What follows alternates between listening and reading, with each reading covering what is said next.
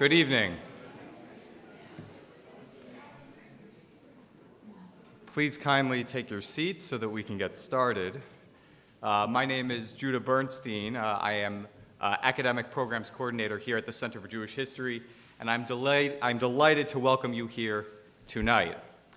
The Center for Jewish History is the umbrella organization that houses 5 wonderful partner institutions, and they are the American Jewish Historical Society, the American Sephardi Federation, Leo Baeck Institute, Yeshiva University Museum, and the YIVO Institute for Jewish Research. Together, these partners possess a trove of Jewish historical artifacts, documents, and other media that constitute the largest repository of Jewish archival material outside of Israel. Between you and me, it might be within Israel as well, but we'll keep things modest. The archival and library collections housed at the center span over 1,000 years, constitute more than 5 miles of archival boxes, over 500,000 volumes of printed material, and feature dozens of languages and stem from manifold geographic locations. This is all to say that right here, in this unassuming building on a quiet and sleepy street in Chelsea, Manhattan, any member of the public can walk through our doors, enter our Lillian Goldman reading room, and immerse themselves in the personal, regional, national, and transnational histories of Jews across countries and time periods. They could, if they happen to have a burning interest in Yiddish literature and how Yiddish writers think about Jewish history, peruse our partners' many archival and library holdings of leading modernists such as Yitzhak Leib Peretz, Shalom Ash, Isaac Bashevis Singer, and many more. Certainly, the Center is an archive and a portal for advanced research in Jewish history, but it is also a public institution, a Jewish Library of Congress. We see it as our mission to preserve the Jewish past so as to bring history alive to a public that craves to understand the contemporary. It is with this goal in mind that we inaugurated the History Matters series this spring. Funded generously by Dina and Jonathan Leader, the History Matters series has explored matters of contemporary relevance by featuring veteran scholars reflect on how their careers in research shed light on key issues. There are few scholars of Yiddish literature better suited than Professor Ruth Wisse to expound on how modern Jewish literature collides with pressing debates about Jews, politics, and power. Professor Wisse is Martin Parrott's Professor of Yiddish Literature and Comparative Literature Emerita at Harvard University, where she has taught for decades. She is the author of multiple studies and anthologies of Yiddish literature, including a reader and study of Peretz's work, another on Shalom Aleichem, and of course, the Shlemiel as modern hero, an extended analysis of that enduring archetype of modern Yiddish literature. She has also written extensively about the history of Jews and modern politics in books such as Jews in Power, which has recently been translated into Hebrew and will be coming out in Hebrew soon, and If I Am Not For Myself.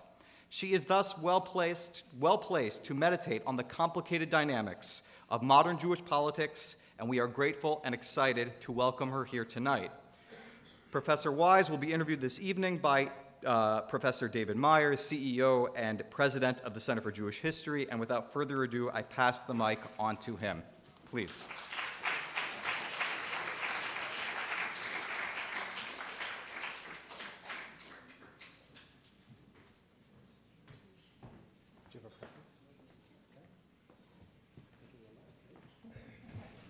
Good evening, everyone. It's a pleasure to see you all, and thank you very much for making time out of your schedules to join us for this conversation, which I very much look forward to. Our History Matters series, as Judah mentioned, seeks to bring historians of note to the center to reflect on their work and what their work tells us about the present. And although Ruth Wisse was not trained as an historian, she has a very particular, distinct, and profound historical way about her, and indeed has written extensively about the Jewish past through her literary studies.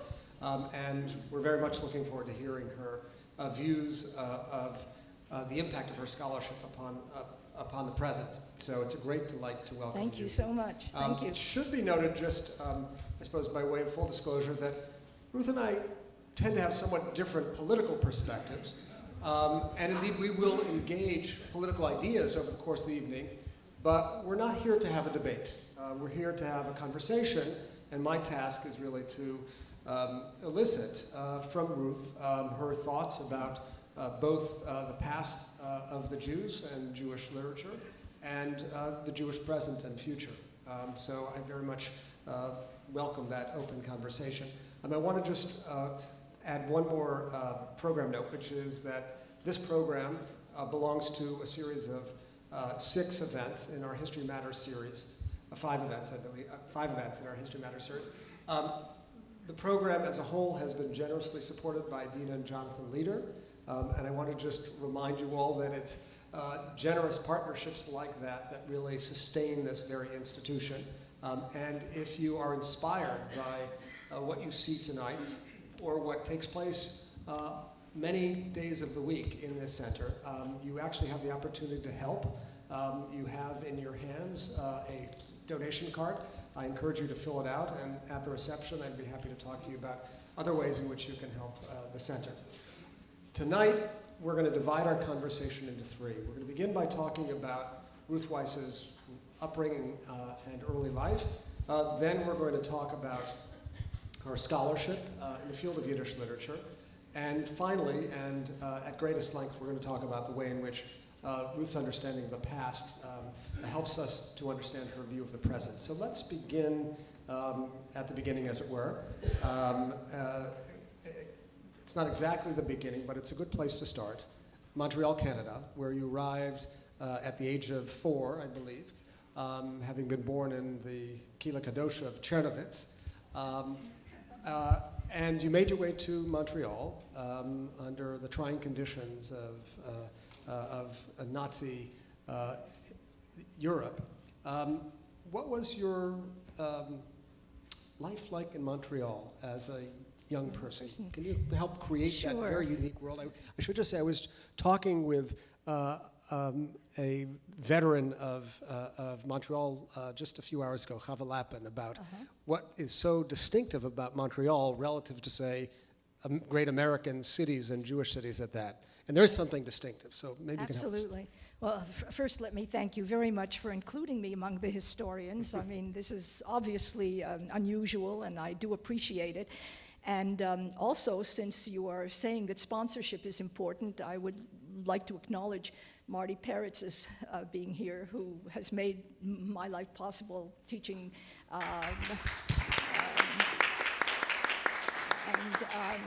Welcome, Marty. And also, in terms of leading into your question, Jacob Wisse, to whom I'm proudly related, ran a program here on Montreal, actually, several years ago on exactly this question as to what makes Montreal Jewry distinctive.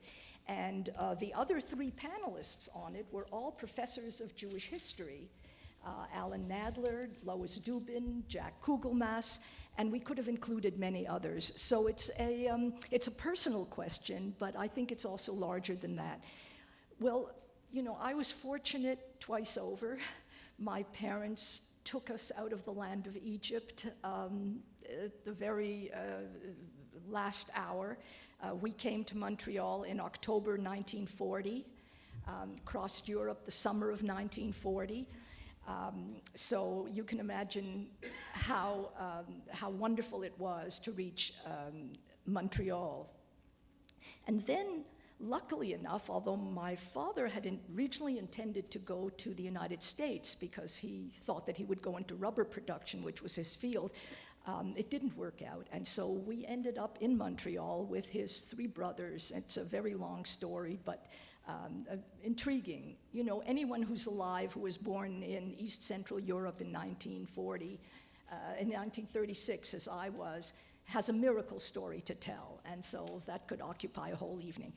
But Montreal was the best place to come to, and it was distinctive, and I think that our colleague of blessed memory, Ezra Mendelsohn, in his book on modern Jewish politics, actually sums it up in a nutshell.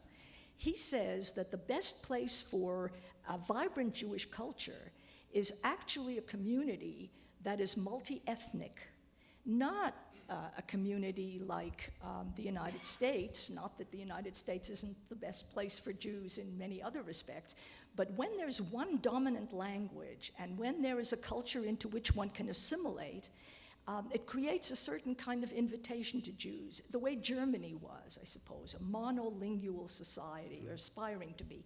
Well, Montreal was much more like Prague, like Czernowitz, and like Vilna, from which my parents had come, in the sense that there was nowhere to assimilate to. Montreal was the city in Quebec. Quebec is the French province of Canada. And in Montreal, everybody was a minority. The French were a majority in Montreal, but a minority in Canada. Mm-hmm. The English were a minority in Montreal, but a majority in Canada. And the most wonderful thing about it seems, if I tell you about it, to be the least wonderful. There was no public school system. There was a confessional school system, which meant that there was a Protestant school system, which was English, ethnically English, linguistically English, and Protestant, and a French school system, which was Catholic, French, and ethnically French. Now, and Jews, and this is intriguing, for the purposes of education, Jews were considered Protestant. Now, it's interesting. You can apply that to the United States too, but nobody would say so. But anyway, Jews. So you see, what happened was that people recognized, hey, we're not Protestants after all. And they saw this perfect opportunity. There were a lot of wonderful young men who had come over. In another life, they would have been professors of literature, history, or something else. But they built Jewish schools. They built Jewish day schools. And in our time, my husband who's here, we are both products of a Jewish day school. About 70% of Jewish children in Montreal attended Jewish day schools. So you can see how different that is. And it's so you'll tell us what school you went to, but tell us a little bit about the content of your family's Jewish life. What were the main features of it? Well, I think our Jewish life was both typical in some respects and very unique. My father's three brothers did what most Jews did when they came to Montreal. You lived in the best neighborhood you possibly could, which was, in our case, Westmount. It was the acculturating neighborhood. My mother spent 1 year there with us and immediately hauled us out into Outremont, which was near the Yiddish-speaking institutions. Now, I do not want to give anyone the wrong idea. My mother was not downwardly mobile, shall we say. She did not want to compromise on her standard of living, but she was going to live among her Jews. And moving us there was, again, a stroke of luck, because Outremont was really where the Jews lived, where all the Jewish schools were, where the Jewish public library had been established, a very unique institution. It was, it felt, you could walk to shul, and, on a holiday, for instance, then you would feel the streets, were filled with people who were also going there. So our home was different in that respect. Also, my mother knew 6 languages very well, and she insisted on speaking each language precisely. The one thing she would never allow us to do is to start to insert English words in Yiddish or vice versa or anything like that. She didn't like that. She was a purist as far as languages were concerned. But when she came to Montreal, and all of Vilna and her family disappeared, were all killed, and all the letters would come during the war, my mother held on to Yiddish. Now, she was not a Yiddishist ideologically, but Yiddish was for her everything. It was the embodiment of Vilna. It was what she felt the content of Judaism was. The repository of Jewishness, actually, was Yiddish, really, for her. So she ran a literary salon. I'm not exaggerating, and she introduced me to the concept of Pränumeranten. Yiddish writers in Montreal, and there were quite a number of them, very good writers, couldn't get their books published very easily because there was no marketplace any longer for Yiddish literature. So what my mother would do is she would sell Yiddish books in advance let's say for $10, which was then a sum of money. She would sell them in advance, and when the book was published, she would have an evening for all the people who had bought the books, give out the books, have the author speak, and so forth. So she created around herself, really, a Yiddish society. And was Yiddish the language of the home? Yiddish was the language of the home.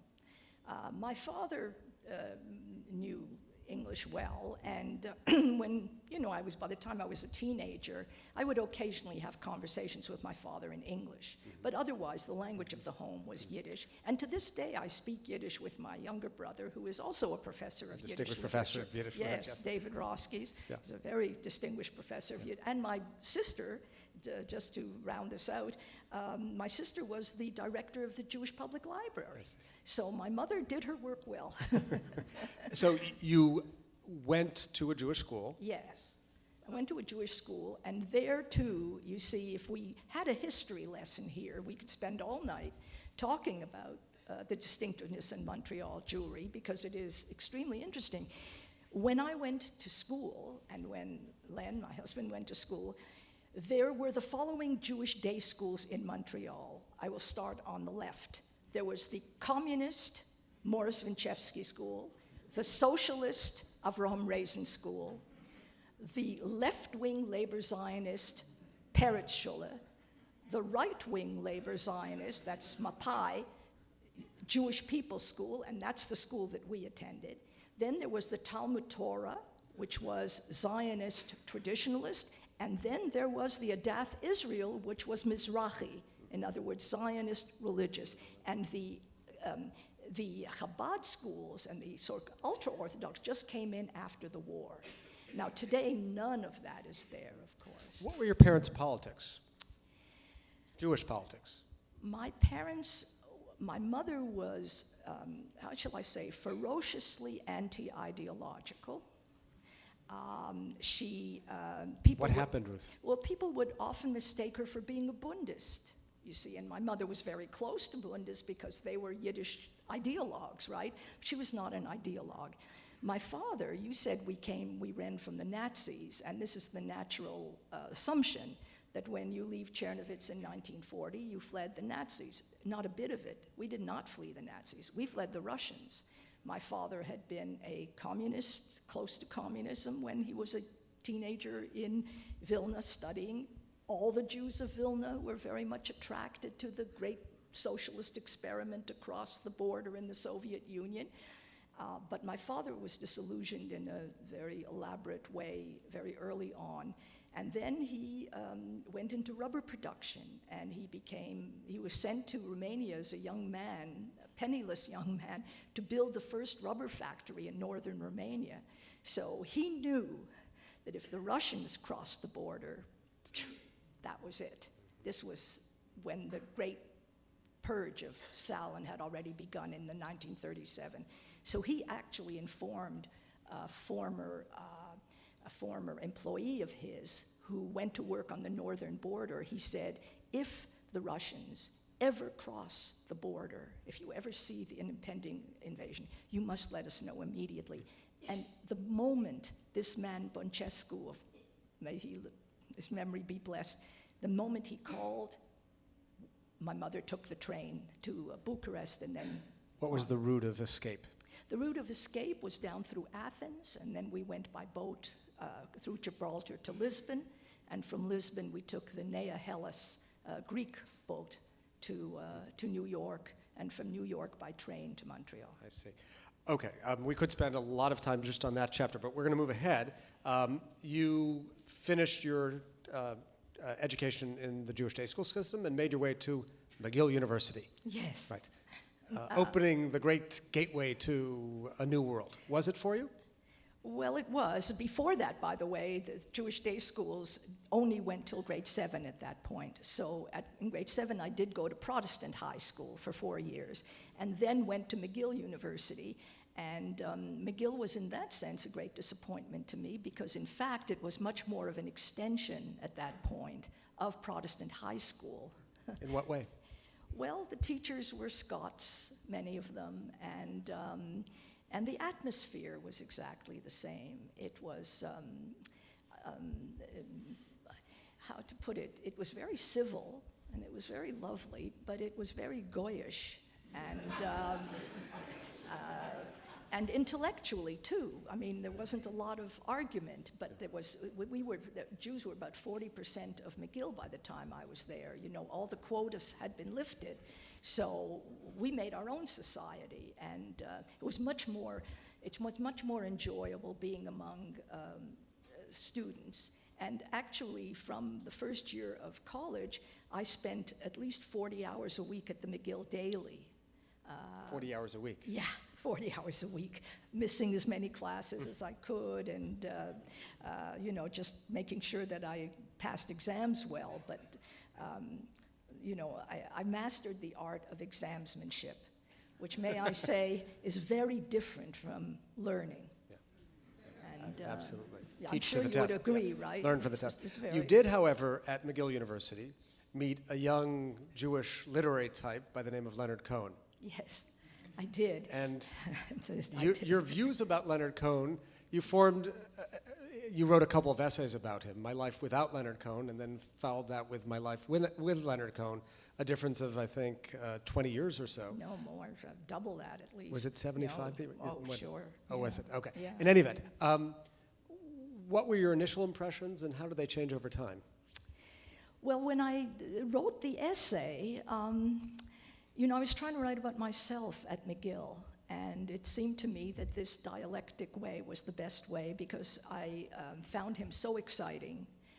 There was something about him. You knew that he had star quality at the time, and he was already writing poetry, and I helped put out his first book of poetry with my dear teacher, the one teacher I really loved at McGill. We both liked at McGill, Louis Dudek. And guess how I did put out his book?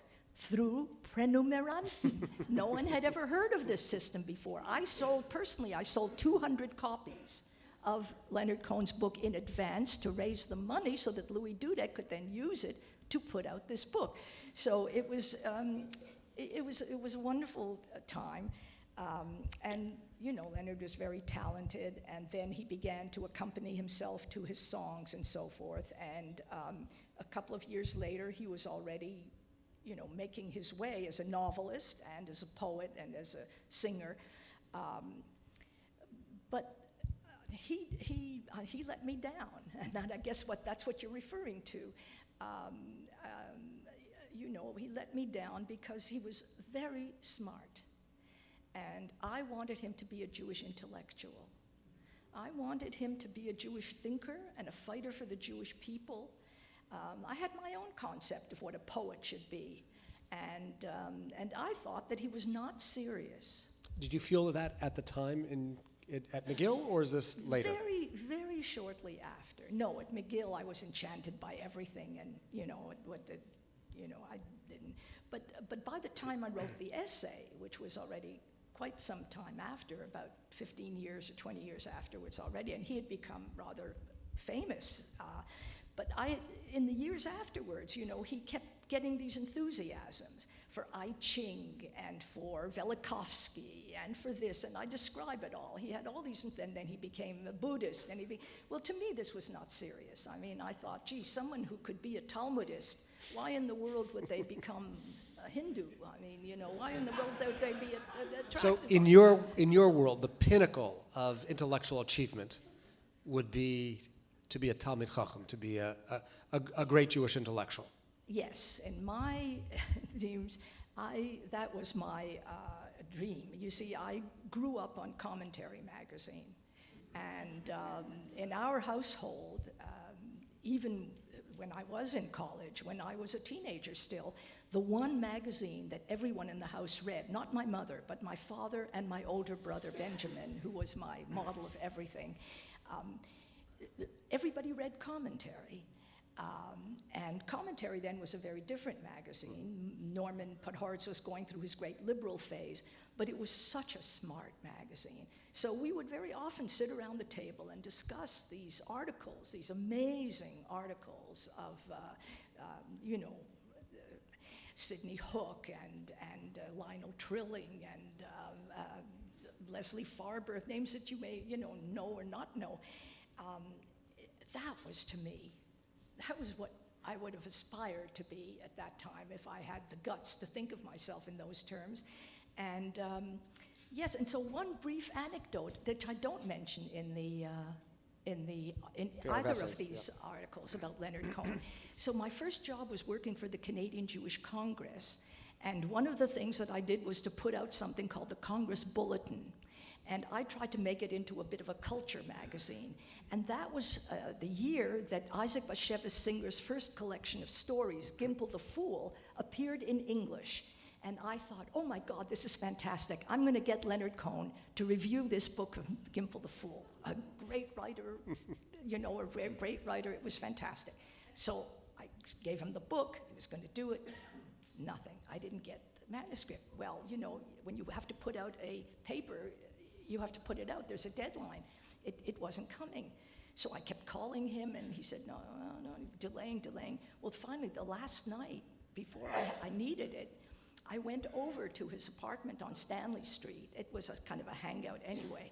And I stayed there, and I thought, gee, if I hang out long enough, he'll just sit there and write it. I mean, what's the big deal? He'll write it. But of course, by 1 o'clock, suddenly, I realized he was never going to do this. He was just never going to do it. He was never going to tell me that he was never going to do it, but he was never going to do it. So I went home, and I had to write it myself because I had to fill the page, right? So you can see that, but if you think that left me disappointed in him, no. Remembering myself at the time, no. I gave him the credit because I thought, you see, there is someone who does not stoop to do what he does not feel inclined to do. Whereas I was always doing my duty, right. What had to be done had to be done. So later in that first essay, you wrote openly of your disappointment that he did not realize your aspirations. Yes. And then you wrote a second essay, My Life with Leonard Cohen. Yes. And you reveal a very interesting story, which is that he read that essay. Yes. And it made an impact on him. Yes, well, that was devastating to me. I don't know, one has levels of foolishness. It never occurred to me that he would read my essay. I know what egomaniac writers are. They would read anything with their name in it. But somehow it didn't occur to. Anyway, he read it, and he was very hurt. And he sent me a letter, which of course I have, saying, I didn't see any professors of Jewish studies with Ariel Sharon on the Suez Canal. Meaning that he had actually gone to Israel to play and, saying, what kind of a Jew do you think you are compared to what kind of a Jew I am? So this was kind of impressive already. Who knew that what would really get to him was that one of the things that disappointed me was that he wasn't a strong enough Jew, the essay is very ironic at my own expense, because of course, Jewish life, and what a hero he has become to the Jewish people. They think Hallelujah is the new Jewish hymn. So this is...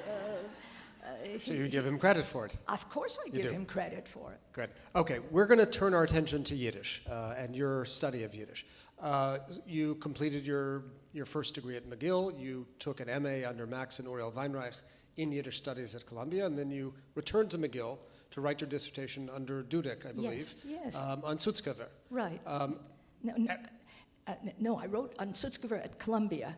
At Columbia. Right. When I returned to McGill, I had to start over again and do a PhD in English literature.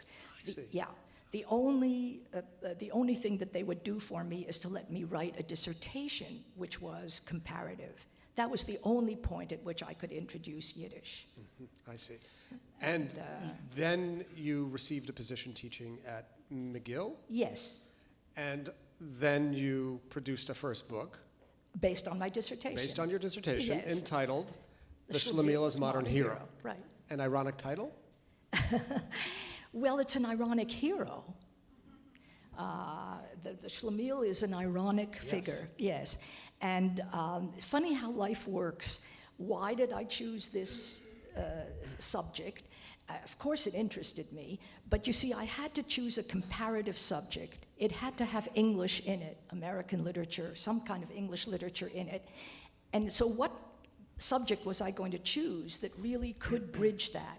And that's how it occurred to me that I would write about how the Schlemiel, as a hero, travels from Yiddish literature into English literature, into works like Saul Bellows Herzog or Bruce J. Friedman, Wallace Markfield. They were then writers who, Philip Roth and others, Woody Allen, that they were beginning to play around with the same figure.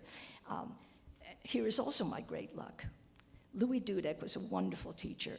He had not read any of the books that I was dealing with, and he could not read many of them in Yiddish. So I had the pleasure of being a PhD student who could teach my teacher. I didn't have to take instruction from anyone. I mean, those of you who know about PhDs or who've aspired to know about PhDs, you have no idea what a stroke of luck that was. Indeed it was. And so I wrote it the way I wanted to write it, and thought it through the way I wanted to think it through, and it really became much more important than I had thought, because it was a literary project to me to begin with, right? I wanted to get my doctorate in literature.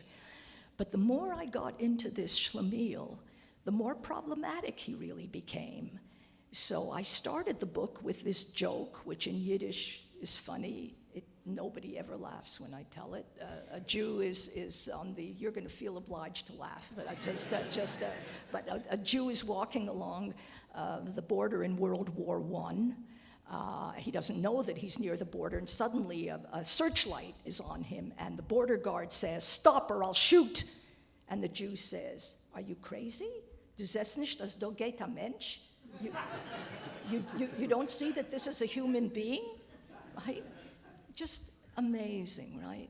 So you see the Schlemiel, right? That he doesn't know about war, he doesn't know about borders, he doesn't know about any of this. It's enchanting. And you see how morally superior the joke makes him be, because of course we laugh at him, but well, who are we really laughing at? We're really laughing at the fact that, hey, people do shoot people for just crossing a line on a border. So who's the fool here? So it's really a book about the loser as winner. And of what is the Schlemiel emblematic for you of the Jewish condition more generally? Is this paradox is what, and so I never left that. That is my opportunity to advertise the appearance of this book of which we will speak, Jews in Power, in Hebrew, as Judah mentioned. And the Hebrew title is Paradox HaPolitika Yehudit, the paradox of Jewish politics, how the secret of the strength of the Jewish people is also the weakness, its greatest weakness. And is that the paradox? Exactly. So you see, I haven't come very far. Did you have that fully developed sense of this paradox as a junior scholar just finishing her dissertation? Well, if you read the book, I mean, it's not as fully worked out at all. But yes, as I go from chapter to chapter, still within a literary framework, it became very clear to me that Jewish humor was this amazing repository of a Jewish political problem. That on the one hand, you were extremely proud of this higher moral ground that you occupied. But on the other hand, by that time, certainly, you knew that this was also your greatest vulnerability, because you just had to turn this around, and of course, what you had was the Jews being shot, and they were lucky if they got shot. You know, they were pulverized. So the seriousness of Jewish humor and the seriousness of this Schlemiel figure really was something that really stayed with me. And then teaching the rest of Yiddish literature, not all Yiddish literature is like that by any means, but it's a main theme. It's the main theme of Sholem Aleichem's writings, for certain, and of other writers as well. At what point, if at any point, did you say to yourself, through your literary studies or your reflections on the modern era, I want to find an antidote to this conundrum of the Shlemiel, representative of the modern Jew and perhaps the Jew more generally? Well, it's a provocative question. In that line, I can't identify a eureka moment where it occurred to me, but I certainly did come to that kind of thinking.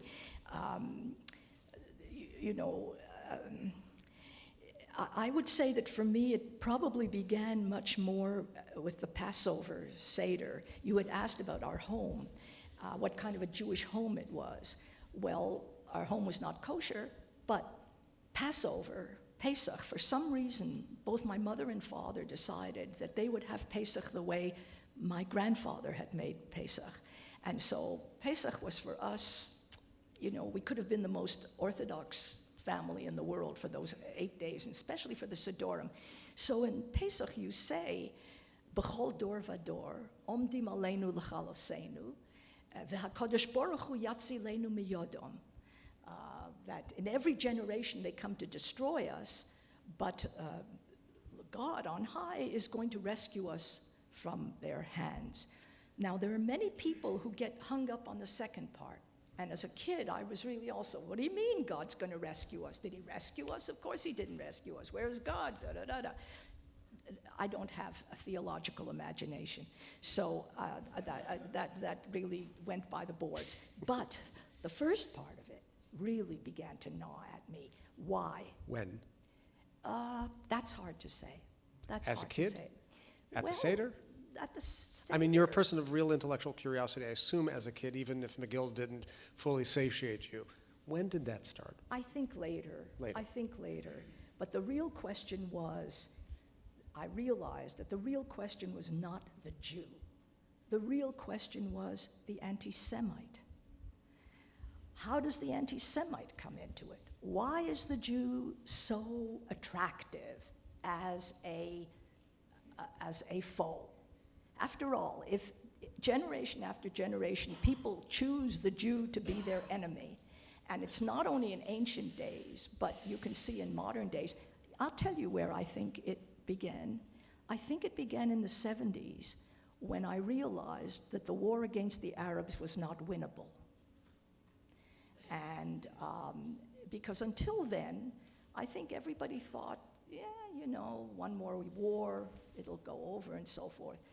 I think there was a point when I realized that the Arabs needed the Jews as their enemy. And so that B'chol dor vador, it turned around for me, and I became really interested in the political question then of really how anti-Semitism works. Would you describe that as a political conversion? I'm interested in the development of your political thinking. Did you begin life as a good Jewish liberal and end up taking a right turn? Was there a moment at which your entire political worldview changed, would you say? You're asking really intriguing questions. So there is a moment that I can identify. In the intellectual course of things, I think it was much more gradual. But there was a specific moment when I stopped voting liberal and started voting conservative in Canada, where it was even more unusual than in the United States. And that moment was in 1981. I don't know whether there was an election that year. You see, Pierre Elliott Trudeau was the Liberal Prime Minister. And he was not only Prime Minister, but he was the first person in government to whom we were actually close. My husband signed his marriage contract. So we were really close to the circles of power, so to speak. He was such a dashing man. He was our Kennedy. He was really erudite, elegant, just really a wonderful figure. And also he was a federalist. He wanted to keep Canada together. So of course we voted for him with great enthusiasm, worked for his campaign and so on. 1981, I don't know whether anyone here remembers, but the big thing that happened was that the Solidarity movement started in Poland. Solidarność, Poland was very important to me because I saw Poland as the fighting front line against communism, which I very much detested. And I had been to Poland, and I had met these anti-communists there. And now Solidarity starts as a movement, and Trudeau came out against it. He justified the crackdown on Solidarity. He said that, yes, it made sense to crack down on that on behalf of the Soviet Union. And then I realized, he really, really, in his gut, he tends that way.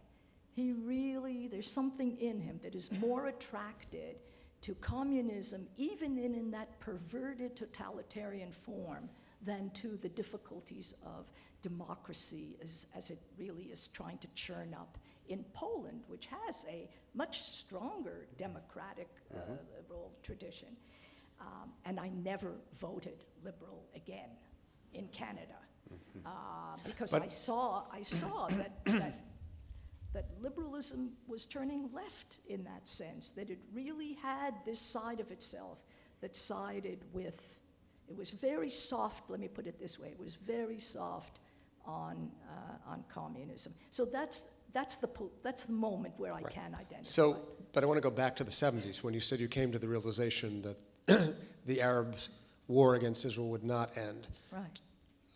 And I'm curious about two things. One, and I sort of know that from your book, which I encourage everybody to read, purchase and read, though we tried to bring it here and we're told is out of print, so that's Get it back into print. We'll get it back into print. Thank you very much. And, yes. And Hebrew readers amongst you, again, you have a new opportunity to read this in Hebrew. 5-6 years after that moment that must have been so shattering to you, the 1973 Yom Kippur War, right. Israel enters into negotiations and then arrives at a peace treaty with its largest Arab neighbor, Egypt. Mm-hmm. How did you understand that? Were you following that closely? And how did you understand that? Did you feel that same sense of elation when Anwar Sadat descended from the steps at Lod? Absolutely, Yeah. Unreservedly. I can picture myself on the couch where I sat and, feeling... It's a moment we remember exactly where we were. Of course. I mean, it was such happiness to see him descending and going down that line and being greeted by the Israelis and so forth. So for a while one was very hopeful.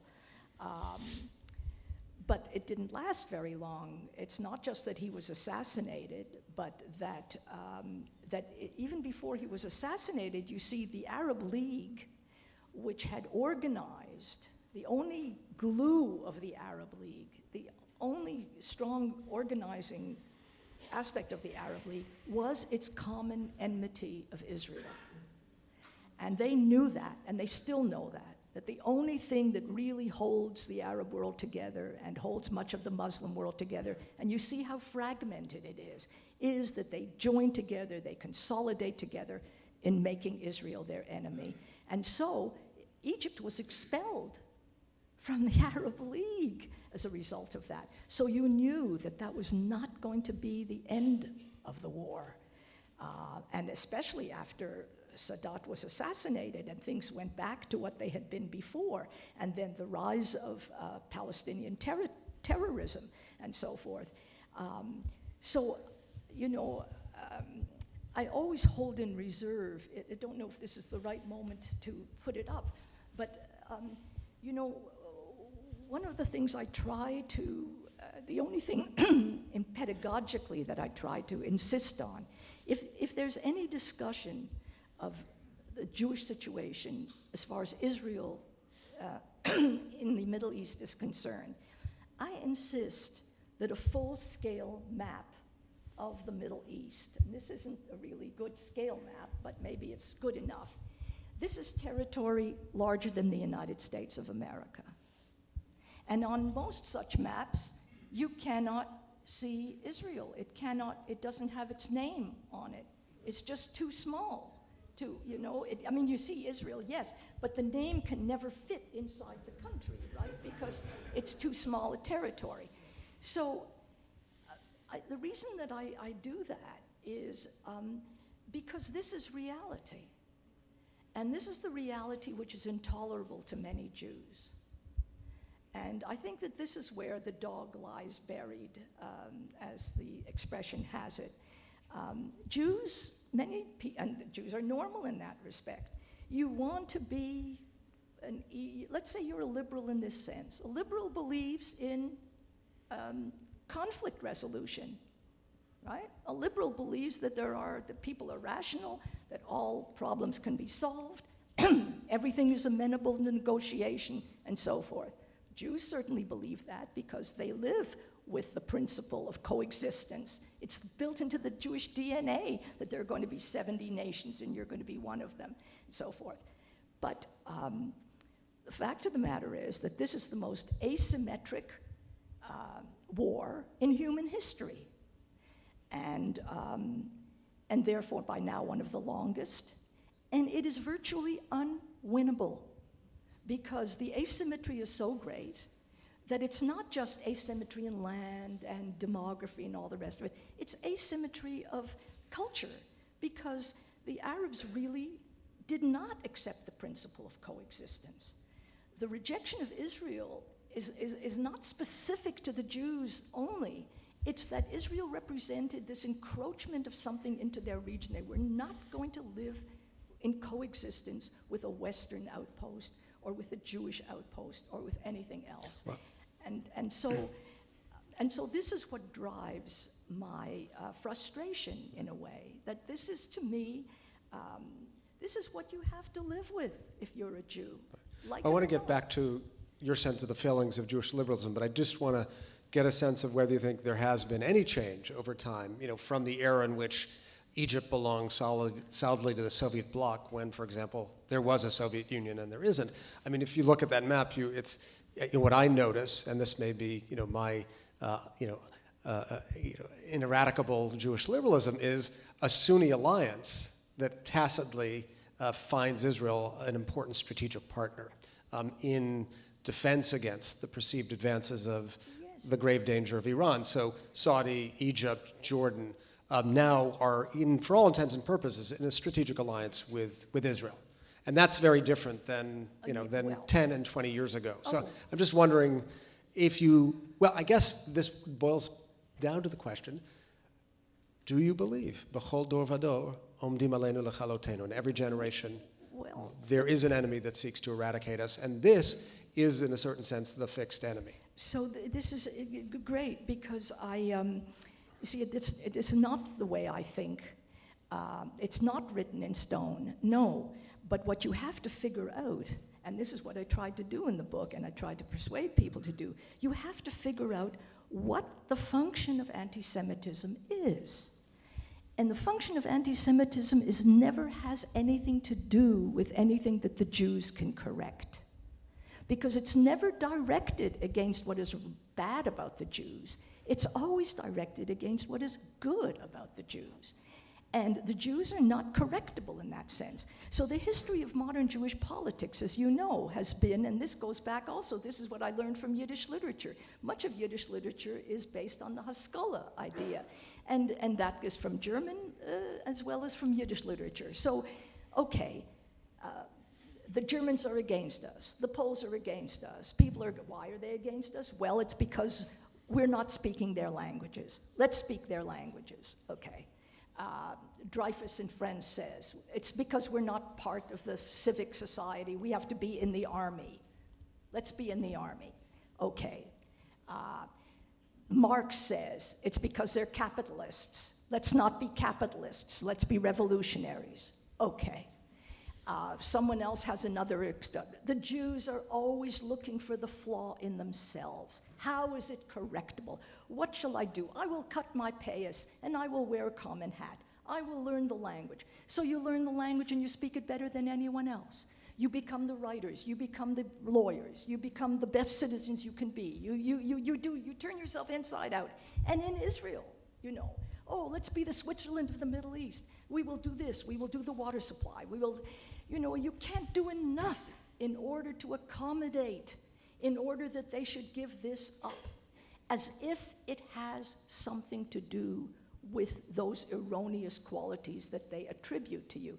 It has nothing to do with that, ultimately. It has to do with their needs. And this is, so it's not bechol dor vador. And to answer your question, to get at it, because it's very important, no.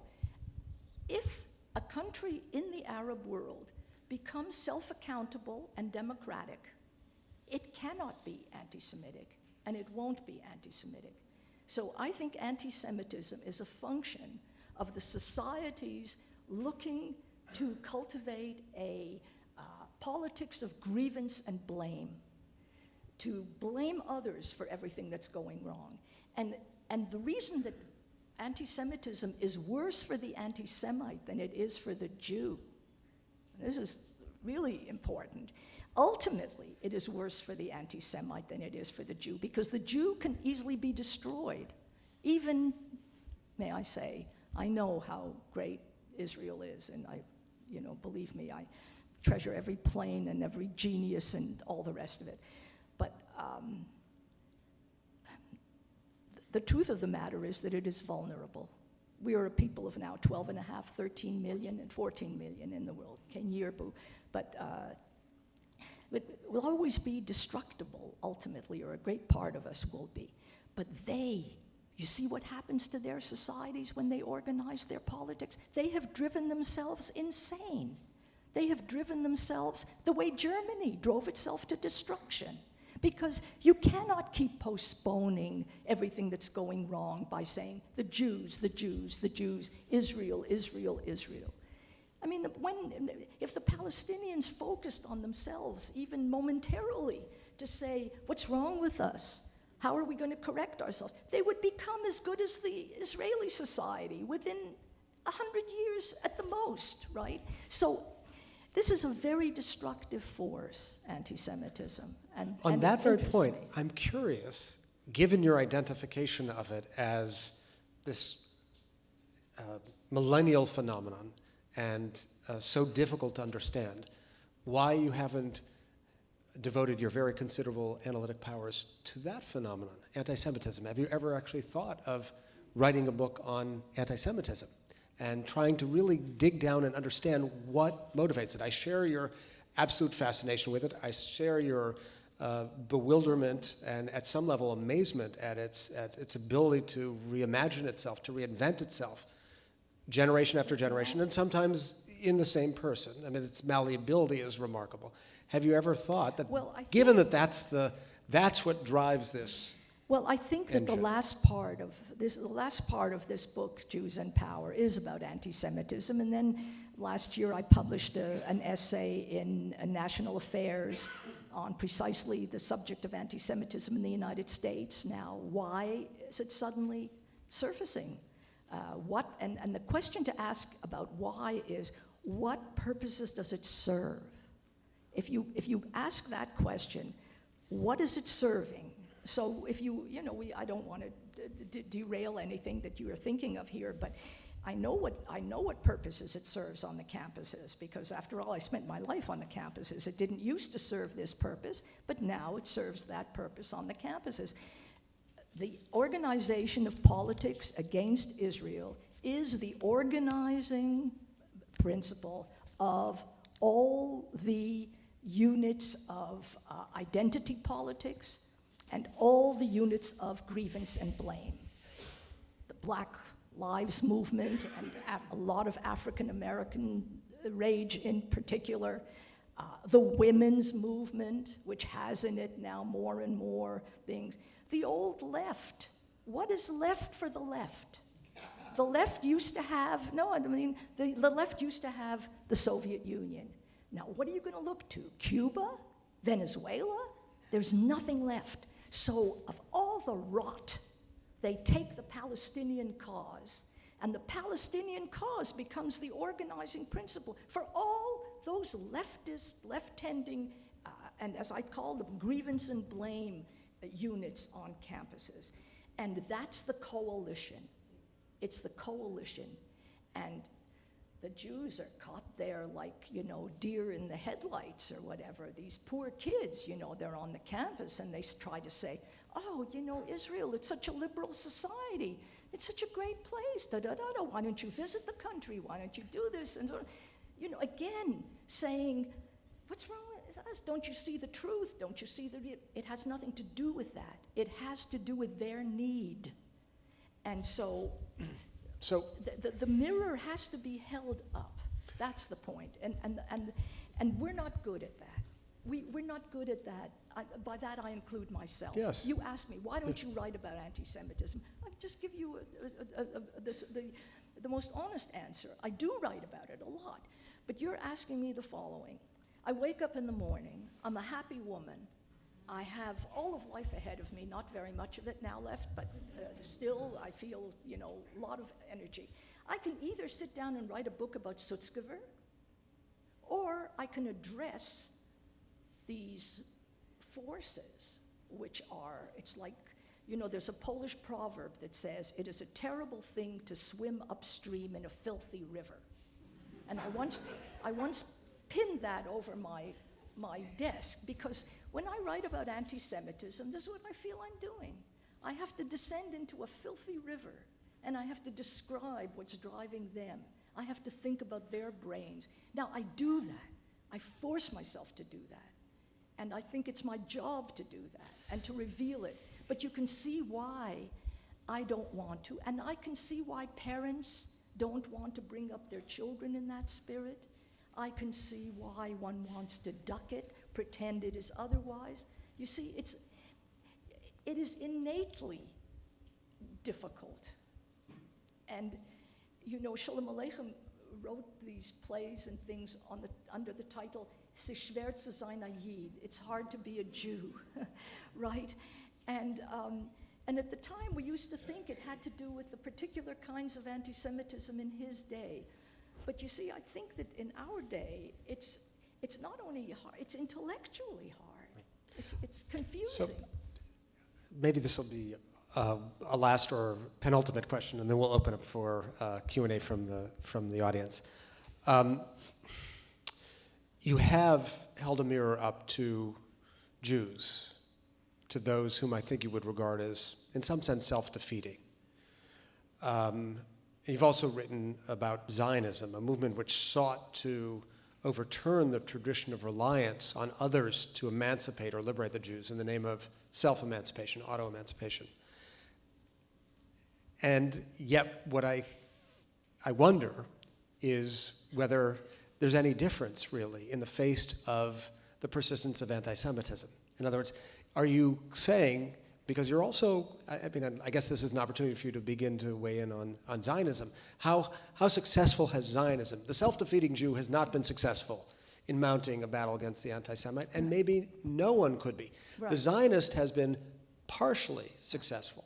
Right. So I guess why partially, and does the Jew possess the agency in any possible form to combat anti-Semitism? So, what would it look like? So, this is the ideal way of framing it, David, if I may say so, because this is ultimately why people feel disappointed in Zionism. Because among other things, they thought that Zionism would not only create the state for the Jews, they really thought that Zionism would be the answer to anti-Semitism. They really thought that Zionism, if you created, because they attributed the problem of anti-Semitism to the dispersed Jews. And they thought because the Jews are dispersed, weak in the sense of being dispersed, therefore, if we only get together in a country of our own and we reclaim our nationalism in a time of emerging nation states and so forth, that will solve the problem. Well, Zionism solved every Jewish hope and dream. I mean, it is the greatest miracle of our lives. And I would say that I will always consider myself to have been born in the most fortunate generation on earth, because I lived to see the creation of the state of Israel. There's no greater thing in my life, far greater than myself. And I think that it had to happen. And I think, by the way, I think one ought to say that the fact that it happened in the 1940s, in the same decade as the destruction of a third of the Jewish people, is something that the Bible has nothing on that miracle. Really, It's amazing. You're betraying your piety, Ruth. Yes. It's true. But, and here's the thing, it did nothing to solve the problem of anti-Semitism because the Arabs immediately saw that you can organize your politics against the Jews even more easily against the Jews in their own homeland as you could in Europe against the Jews dispersed among the nations. So it has their need to organize their politics in this particular way will have to stop with their yielding that need. They will have to reform to such a degree, and you see that there are countries that have reformed. I mean, you see countries that have been anti-Semitic in the past. I'll tell you the strangest one at this moment in time. God knows what will happen 10 years hence, and I'm not predicting. But did you notice that Russia does not organize its politics against the Jews? How weird is that? Putin, no, seriously, Putin just happened to have been born in a family where he really was helped by Jews. He loves going to Israel where he speaks with his fellow Russian-speaking Putin is not an anti-Semite. Now, he may be, I'm not, this is, believe me, I am not making a pitch here but he does not, this is not the need that he is using. So it's not inevitable. You see what I mean? It's not inevitable, but it's always there as a possibility. And Jews have to know not to get caught up in it. And they have to push back. They have to say, the fault does not begin with us, it's you. I am not the subject. What one has to understand is we are not the defendants. We are the prosecution. We have to make the demand. Israel should have been recognized in 1948 unconditionally because that's what the United Nations demanded. I mean, coexistence is the basis of the United Nations, and it's the basis of civilization in general.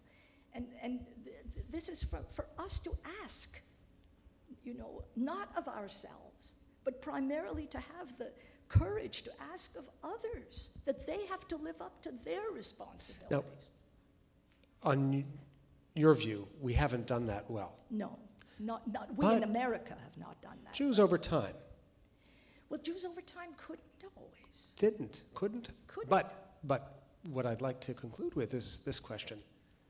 Do you not marvel at the survival of the Jews? Is that not, in its own way, yes, a miracle I do. of But one historic proportions? I do, sweet. I do. But you have to understand, I'm like 1 in a million. Meaning that there were another, how many, 100,000 kids who, like me, who would have liked to live. And so when I sing Am Yisrael Chai, if the cost, I don't want the cost to be high. I will do anything in my power to reduce the cost of that. There is nothing more precious than a Jewish life, not because I say so, but because of the alliances that make it so. They are the ones who put such a price on our heads. So that means that we have to be that much stronger in making these demands on others, to yield that, which is also, as I say, poisonous to them. One has to explain that somehow, as difficult as it is, and as I say, as unpleasant as it is. Well, I have many more questions, but I think we'll bring an end to this part of the conversation. Thank you very much, Ruth.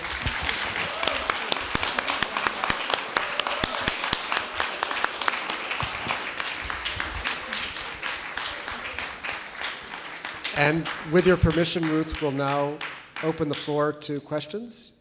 Ruth? Yes? Sure. Oh, okay. yes, okay. This is I'm going to let you, Judah, handle that. Yeah. Hi, thank you so much. So my question is, ignoring the issue of anti-Semitism and trying to better ourselves for them, how do we look towards Jewish tradition, Jewish literature, Yiddish literature, to better ourselves, maybe to rid us of the Shlemiel mindset? Is Zionism the only possible movement to do so or approach to do so now, or do you see some other way where we don't have to think about them all the time? Let's think about how we better ourselves, how we better our own political power, our own organization. Where do we find that in our yichus? Oh, that's a wonderful question, because thank you for bringing it, because it's a part that I've left out. What you're saying is, of course, I mean, what we've left out here is the whole idea of the Jewish day schools with which we began. The basis of it is, of course, rooting ourselves in our tradition. I'm not a great Talmudic scholar, actually. To my, it wasn't really mandatory for a woman. And by the way, one of the reasons that I feel that you fill in the gaps. You see, the men are taking charge of the Talmud. The women can take charge of the political realities. But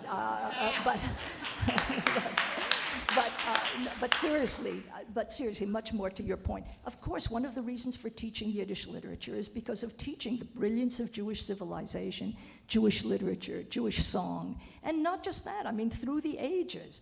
I mean, it's such a joy to really, immerse yourself in the centuries of Jewish creativity in very many areas.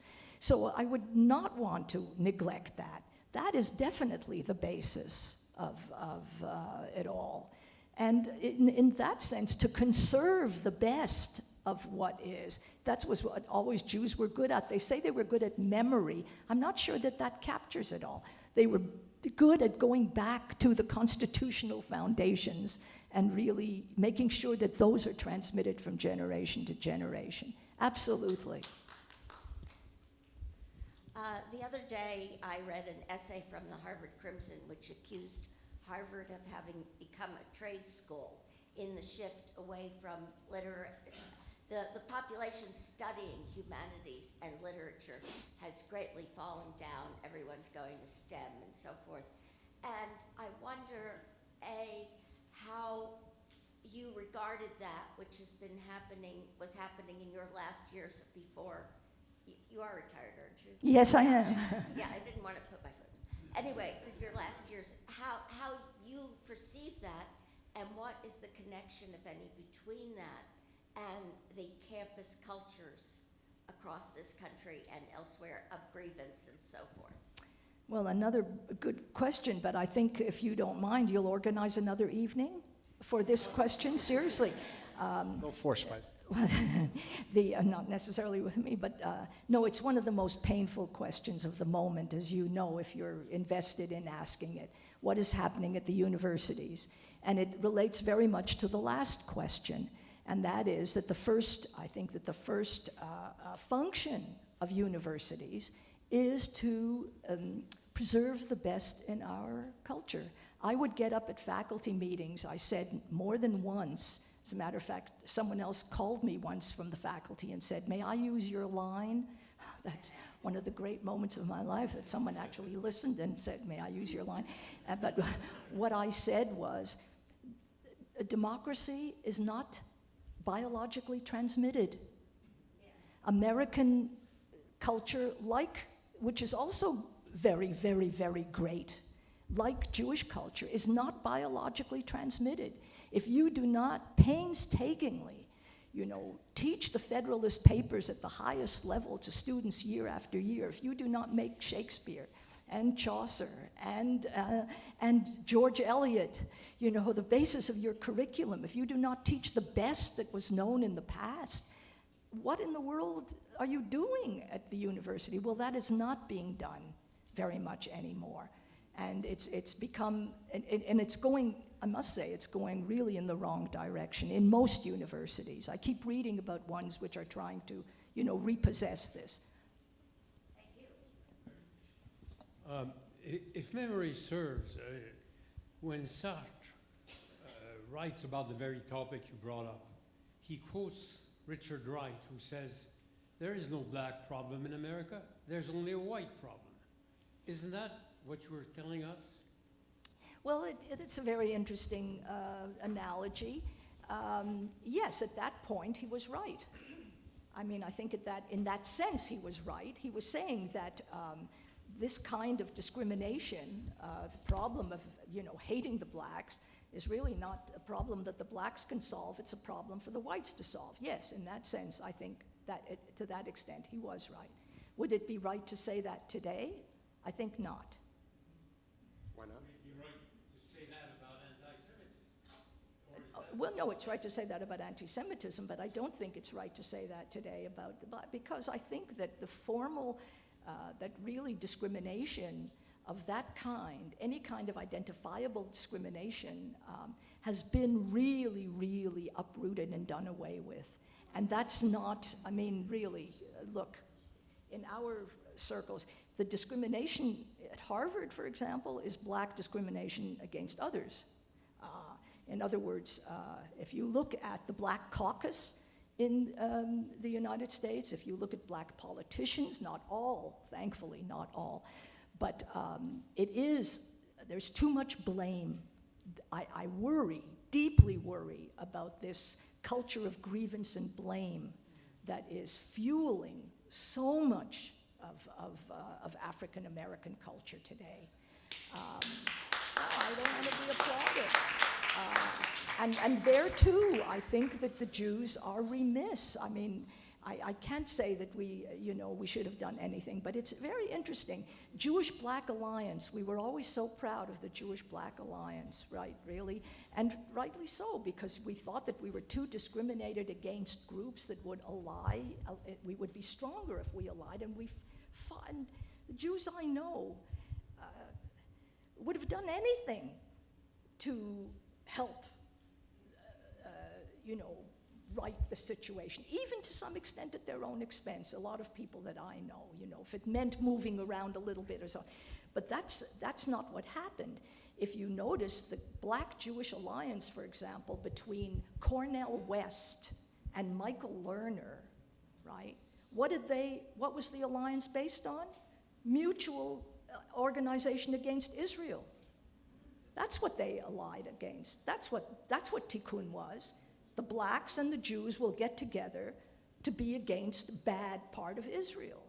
And still today, when Jews and blacks very often align themselves on campuses, it's a Black-Jewish alliance against the state of Israel. Let me jump in here, not to disagree, which I could do, and it would take us in a different direction. But no, it does raise a question about when is criticism of Israeli government policy by Jews openly legitimate, or is it not? Well, that too is a question for which I really would plead with you to hear my answer.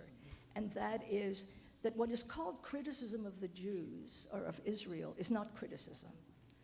You know how critical of people we are, and you have no idea how much criticism I have of parts of Israel, and you can imagine what some of them may be. Maybe you can't imagine what other parts of them be. It's not criticism. Israel is being blamed. Blame is not criticism. Criticism, I criticize you because I want to improve you. I say, you would look much better if you dressed in this particular way.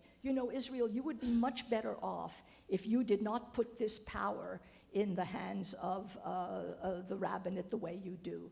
And I would say, like, for example, poor Ben Gurion, you made the worst mistake in your life by exempting yeshiva students, right?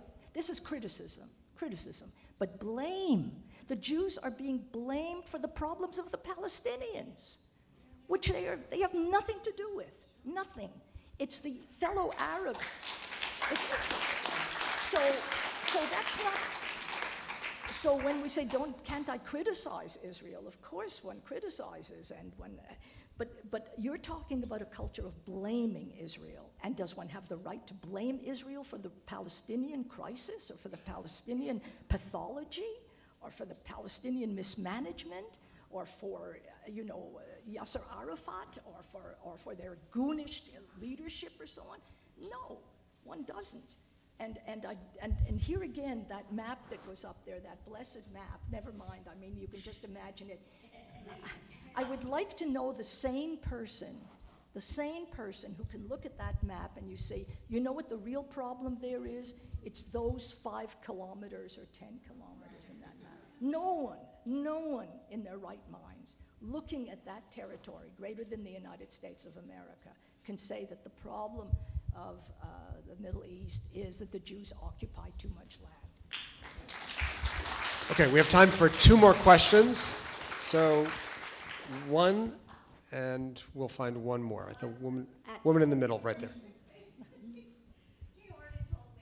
In the Jewish Studies program, in the Jewish Studies program, for example, at Queens College, Yiddish was a required language for majors.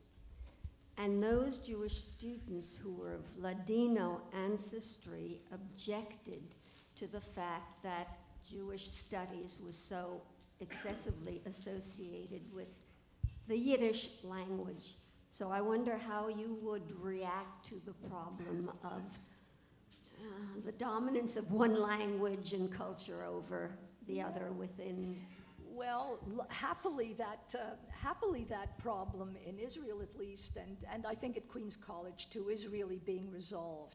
In other words, yes, there was an Ashkenazic prominence for many years, and now the Sephardic prominence has really almost displaced it in some areas of culture, and now the Ashkenazic is really beginning to work its way up again. By the way, I heard today an Arab music version of Hatikva. Did you hear this? I didn't. No, well, you can look it up, I guess, on YouTube. Somebody's just put this up to Arabic music, so it's gone even farther, Mizrahi, right, that you now have. No, I think, it's a real internal question that you're asking, but I would say, I wish that were our problem. Okay. We have time for one more question. Right there in front, 2 rows down, the woman in pink in the middle. And we will have some time at the reception to continue the conversation with Professor Wisse. Thank you very much. My daughter studied with you a little bit and worked under you. She left the United States to go to Israel because she was an Arabist, and she felt that she could not teach Arabic as a Jew comfortably in the United States, which makes me very sad. I'm very happy that she's in Israel and not in China. But that's one point. The question I had... Is your daughter's name Ariel? Yes. Oh. Lucky Israel is all I can say. Yes. Not China.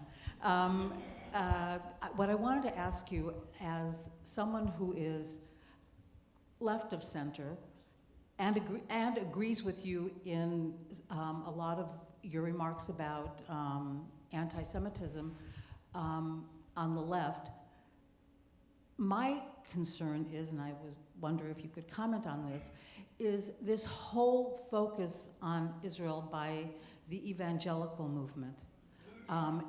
For me, when I listen to them, I feel like I'm hearing the same, the opposite side of the coin, but it's still the same coin. And I'd like to know how you feel about that, because it really bothers me being in the center of their thoughts politically. Well, look, I guess there's no way for you to. There are two things here. One is really extremely interesting, is that very often what David was getting at before, what is sort of the breaking point? What is the point where your politics move? Well, for many Jews, it's not necessarily the breaking point, but that's the point, when you are socially or in many other ways on the left, but except for Israel. And that is where you have to really begin to rethink, what does that really mean? Is there an exception? Because when you're voting, for example, you can only vote one way. You have to vote, either you're voting Israel's interests and everything on that side of the continuum, or you're voting against on the other side of the continuum. And I think that is the very interesting point, which, we can't go into it at length. I would say that if I were you and take this really seriously, I would just go and speak to these wonderful evangelicals. They are the most amazing people some of us know. And they are really, George W. Bush defines himself as an evangelical Christian. And he is a man of, you may not share his politics, but, I find him such a civilized, wonderful person. And really, the evangelical people we know it's just a question of, my in-laws are Mormons, right? Lapsed Mormons. My daughter-in-law converted to Judaism. If you asked me about Mormons, what's in my head, what was in my head before about Mormons when I didn't know any, I must say, there was a kind of a caricature there of the Mormons. All I had to do is, meet some and really get to know them, and the caricature falls away, and you realize what drives them. And also, perhaps, what I would say, but it's easier perhaps, is just go to see the Bible Museum.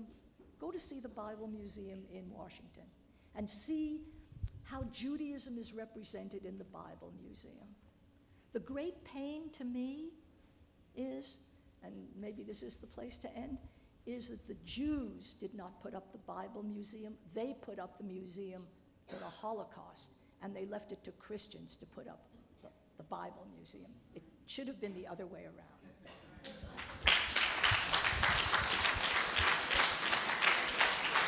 On that note, thank you, Ruth Wisse, for a most stimulating evening. Everybody's invited to the Great Hall for a reception.